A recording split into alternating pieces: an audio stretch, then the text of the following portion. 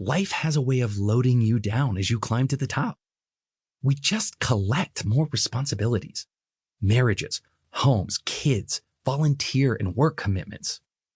And a big life can weigh a lot. At the same time, we're steadily losing the energy and even the passion that we once had just when we needed it the most. This phenomenon is what I call the conqueror's curse. Winning life's battles when you're young loads you down with more territory you got to defend when you get older. You're spread thin and fighting on multiple fronts, even as the energy you once had for the fight diminishes. If you knew how driven and independent my clients were, you'd understand what a bitter pill that is for them to swallow. Some clients come to me because their progress in life has slowed to a halt. They know they have the potential to do more, but they're so loaded down with responsibilities, they can't seem to move an inch.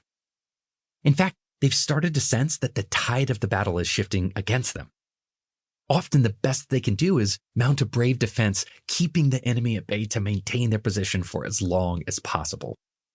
But any victories they have are just eclipsed by the sense that they are nevertheless slowly losing the war. Without that forward momentum, their valiant efforts just give way to frustration and defeatism.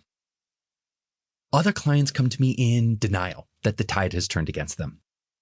They don't want to see that they're losing more weeks than they're winning. But deep down, they still feel it. That creeping sense of dread, the permanent low-grade anxiety, which means that more often than not, they deny themselves permission to live life to its fullest.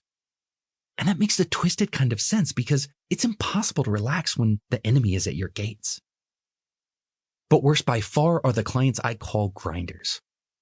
These are highly motivated individuals used to putting their head down and doing the hard work. Their entire life, their superpower has been ignoring pain and discomfort and just getting the work done. But all the things they stuffed away in youth are now exploding like a volcano in midlife. I've seen the results firsthand, and it can be an ugly reckoning. Let me ask you, is this ringing any bells? Do you give it your all at work, but still feel like you're falling behind?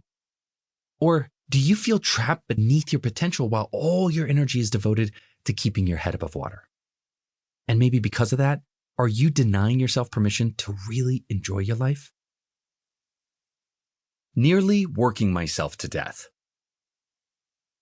It sure rings bells for me because I lived that life too. In July of 2010, I was in the prime of my career. I'd just been promoted and was now one of the youngest senior equity analysts on Wall Street. I was making regular television appearances on financial news networks like CNBC, Bloomberg TV, and Fox Business News. But instead of flying high, I was flat on my back, literally recovering from surgery in a hospital bed. This was my second surgery to battle the runaway effects of an intense but mysterious autoimmune disorder. Now, I'll spare you the gruesome details of how my digestive system went awry, but it wasn't pretty. I tried to ignore it as long as I could, just hoping it would go away. But now it was affecting my work, taking me out for days and weeks at a stretch. I wasn't a hot shot, I was a hot mess. Now, my doctors were puzzled by someone so young suddenly starting to see critical system failures. As happens so often in the case of autoimmune diseases, the doctors couldn't agree on a diagnosis. And the treatments they tried weren't working. Finally, one doctor thought to ask me, "How many hours are you working, by the way?" "Never less than 80 hours a week, sometimes as many as 100, I bragged. You see, I wasn't remotely ashamed of my long working hours. Like many New Yorkers, it was a point of personal pride. Now, in case you're not familiar, the work culture in New York City is brutal. They celebrate hustle culture, which is a euphemism for brute forcing your way to success by working around the clock. And I was a true believer in the cult of hard work. I worked nights and weekends all throughout my 20s and 30s. Even as I suffered consequences like ill health and massive weight gain and failed relationships, I knew it would eventually all pay off with interest. But I was wrong. It didn't pay off.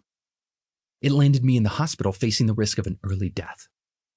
And just like a believer losing faith in his religion, I felt betrayed and stupid and lost.